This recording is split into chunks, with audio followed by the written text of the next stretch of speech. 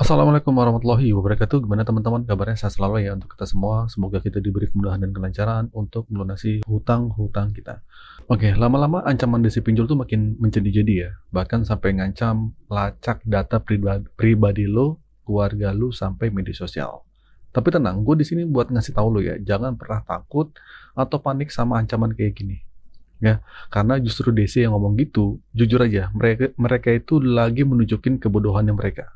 Alasannya apa? Coba deh lu pikirin. Mereka ngancam mau lacak lokasi perangkat HP kalian, nomor NIK, nomor rekening, KTP, NPWP, BPJS, bahkan Facebook, Instagram, TikTok. Kedengarannya serem banget ya. Tapi lu perhatiin, mereka tuh nggak pernah berani nyebutin nama aplikasi pinjolnya apa.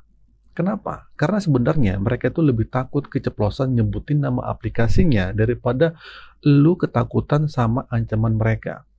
Nah, logikanya, kalau mereka mau nagih, ya sebutin nama aplikasinya dong. Biar lu tahu mau bayar kemana. Ini aneh kan? Udah ngancem, tapi nggak jelas mau nagih utang di aplikasi mana. Nah, ini jelas nunjukin kalau mereka lagi di bawah tekanan dan nggak mau ngelakuin kesalahan. Lagian, data-data KTP kita, NIK kita, dan lain-lainnya itu emang udah lu pasti udah didaftarin dari awal. Lokasi, ya nggak? Dari akses ke galeri, kontak, eh, panggilan log telepon kalian udah lu izinin. Jadi apalagi yang mereka mau lacak? Justru ancaman kayak gini nih, nunjukin kalau mereka tuh nggak tahu lagi harus ngapain buat bikin lu takut. Karena mereka tuh cuma modal gertakan sampah yang kadang bikin lu jadi bermasalah sama pihak ketiga yang datang ke rumah itu. Nah makanya jangan pernah deh masukin omongan kayak gini ke hati lu. Atau lu akhirnya jadi pikiran, jadi pusing, bahkan jadi baper gara-gara ada perkataan ancaman desa seperti ini. Nah, daripada lu mesti mikirin ancaman sampah kayak gini, mending lu ambil tindakan nyata buat ngatasin masalah ini. Cara paling ampuh itu, yang sering gue omongin berkali-kali, putusin semua komunikasi. Ganti email lu, ganti nomor HP lu. Ya, nah, ganti nomor telepon lu juga, hapus WhatsApp lu, bahkan kalau perlu reset aja HP lu ke setelan pabrik. Nggak ada yang salah dengan cara ini. Yang salah itu kalau lu udah tahu masalahnya, tapi lu biarin aja sampai bikin lu tidur nggak enak dan makan nggak enak. Lu tahu kan sumber masalahnya di mana? Di HP lu, di WhatsApp lu, di email lu, dan di telepon lu. Nah, kenapa nggak lu matiin aja semua akses itu?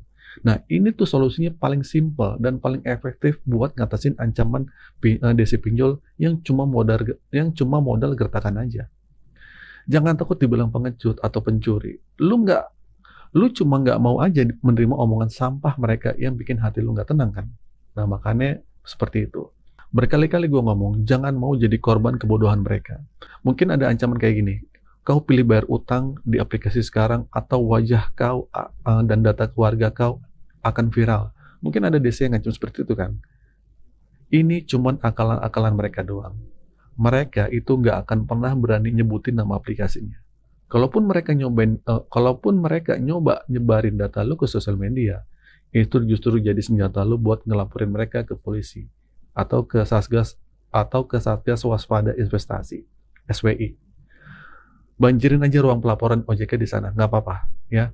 Lu boleh komentar, lu boleh kirim email, terserah. Yang penting lu ada bukti-buktinya. Ingat ya, sehebat apapun desa yang nagih, mereka nggak akan pernah berani nyebutin nama aplikasinya. Dan ini jelas bahwa tanda mereka itu takut dan bodoh.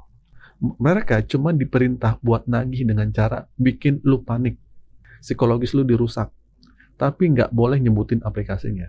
Dan ini juga alasan kenapa mereka sering pakai dua versi penagihan. Satu versi yang baik-baik, satu lagi versi yang jahat, yaitu versi dengan ancaman. Nah, tujuannya buat nutupin kejahatan mereka kalau lu nanti laporin. Ya, pemerintah juga harus turun tangan nih. Jangan cuma suara doang. Karena ujung-ujungnya kasus kayak gini sering banget berakhir dengan orang yang stres dan nekat.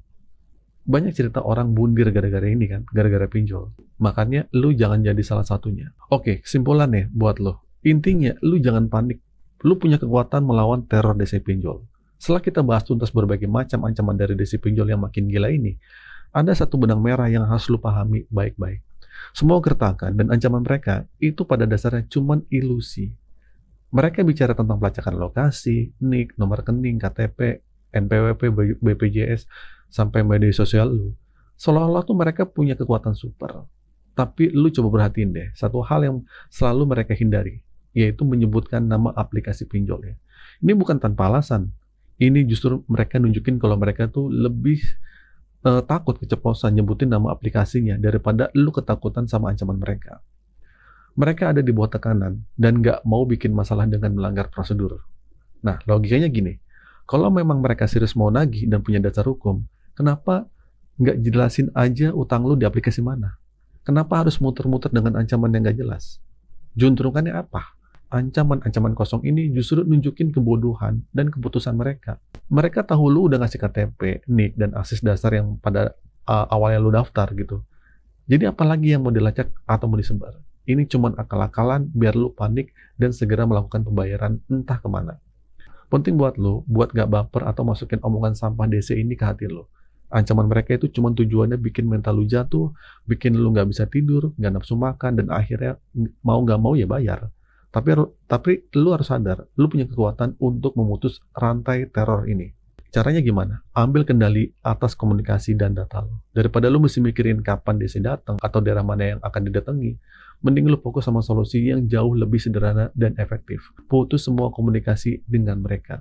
Ganti nomor telepon lo, hapus WhatsApp lu, ganti email lu, bahkan kalau perlu reset HP lu. Ya, lu nggak salah melakukan hal ini. Nah, jadi dengan memutus komunikasi ini, lu bukan lari dari masalah, tapi lu memilih untuk melindungi diri sendiri dari serangan mental lu. Lu nggak perlu lagi menerjemahkan setiap kata-kata ancaman mereka yang bikin hati lu nggak tenang. Lu bisa memulai babak baru dengan lebih tenang pikirannya. Jadi intinya, jangan pernah mau jadi korban dan kebodohan taktik-taktik DC pinjol yang menakut-nakutin lu. Pahami ya, bahwa ancaman mereka sebagian besar adalah gertakan kosong tanpa dasar yang kuat.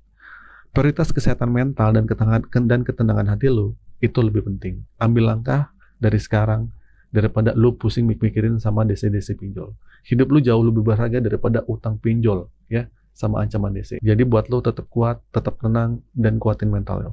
Oke, itu saja teman-teman video kali ini. Semoga video ini bermanfaat. Akhir kata dari saya, Assalamualaikum warahmatullahi wabarakatuh.